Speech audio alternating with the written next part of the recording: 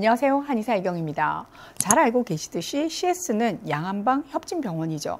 양안방 협진, 굉장히 이상적인 형태의 진료이지만 실제로는 이 양방과 한방의 의료진 사이에 서로 간의 신뢰와 이해가 전제되지 않으면 제대로 된 협진이 이루어지기 힘든 현실입니다. 자, 그런 면에서 저희 CS에서 정말 소중한 역할을 해주고 계신 분인데요. 자, 고상훈 원장님 모셨습니다. 안녕하세요, 원장님. 네, 안녕하세요. CS 외과 원장 고상훈입니다. 한방에서 협진 요청이 오는 치료에서 가장 많은 부분 중 하나가 바로 수액 치료인데요. 얼마 전 항암 치료 후 회복을 위해 입원하신 환자분의 경우를 소개해 드리면서 시작할까 합니다.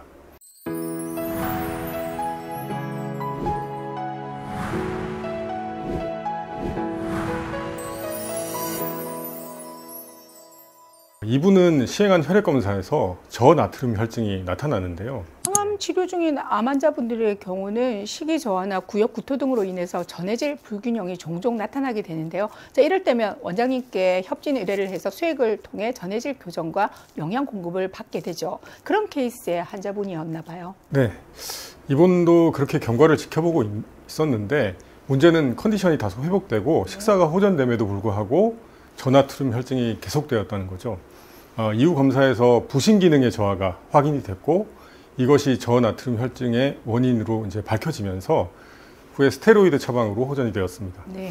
그 암 환자에서 전해질 불균형은 아주 흔히 볼 수 있는 현상인데요.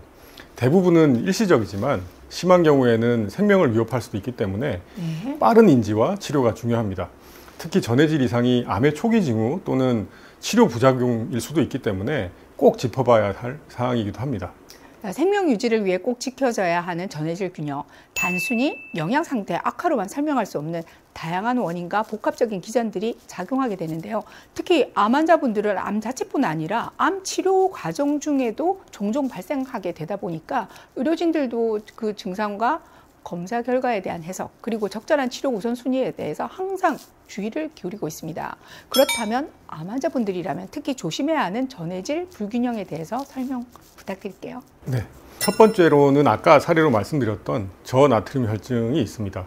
경증의 경우에는 증상이 없거나 있어도 대부분 경미하지만 심한 저나트륨 혈증의 경우에는 경련, 혼수, 뇌부종 등이 올 수 있고 방치하는 경우에는 사망에 이를 수도 있는 심각한 그런 상태에 이를 수도 있어서 즉각적인 조치가 필요하겠습니다.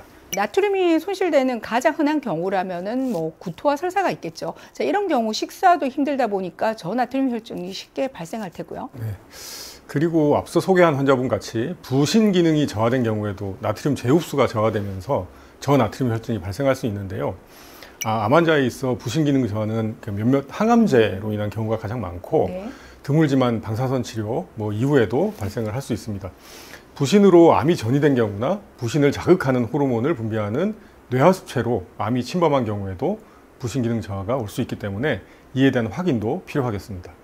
영양 부족 상태에서 수분만 과도하게 섭취하거나 전해질 없는 저삼투성 수액을 과도하게 투여받는 경우 또 희석에 의한 저나트륨 혈증이 생길 수도 있다고 하고요.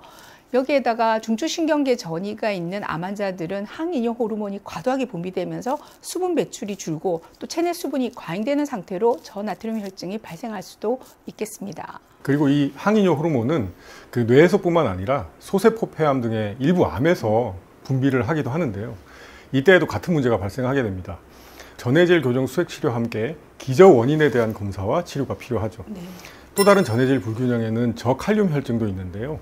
근력 저하, 심계항진, 그러니까 가슴이 두근거리는 증상이 생길 수 있고 부정맥이 나타나기도 합니다. 설사, 구토로 인한 손실이 주 원인이겠네요. 네, 그 외에도 일부 항암제에 의해서도 유발될 수 있습니다. 항암 치료 이후에 나타나는 저칼륨 혈증은 저마그네슘 혈증을 동반하는 경우가 많아서 마그네슘 보충을 함께 해주지 않으면 칼륨 보충 효과가 떨어진다는 점 기억해 두시고요. 또 드물게는 고칼륨 혈증도 있는데요. 특히 백혈병, 림프종 등의 혈액암의 경우에는 종양 치료 후에 발생할 수 있어서 정기적인 검사가 꼭 필요합니다. 이때 약물 치료, 수액 치료를 통해 교정을 하게 되는데 혈중 농도가 6.5 이상일 경우에는 응급으로 다루어야 합니다.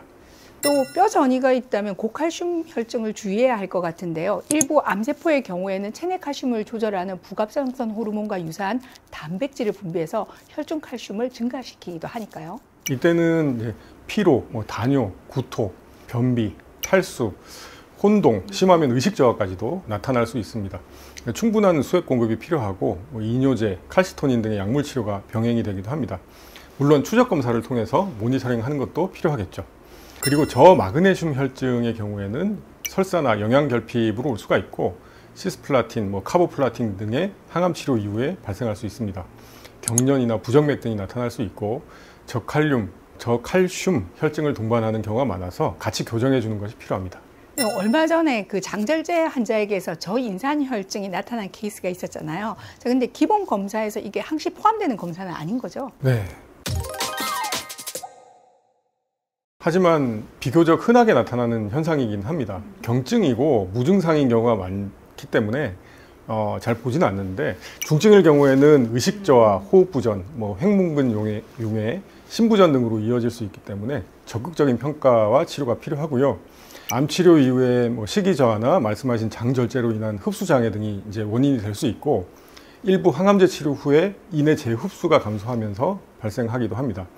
그리고 또 알아두셔야 할 것이 재급식 증후군이라는 건데요. 네. 영양실조 상태에서 영양 공급, 특히 이제 탄수화물 공급을 급격하게 시행을 하게 되면 인슐린 분비가 증가하면서 심한 저인산 혈증이 발생을 하게 되는 현상이죠.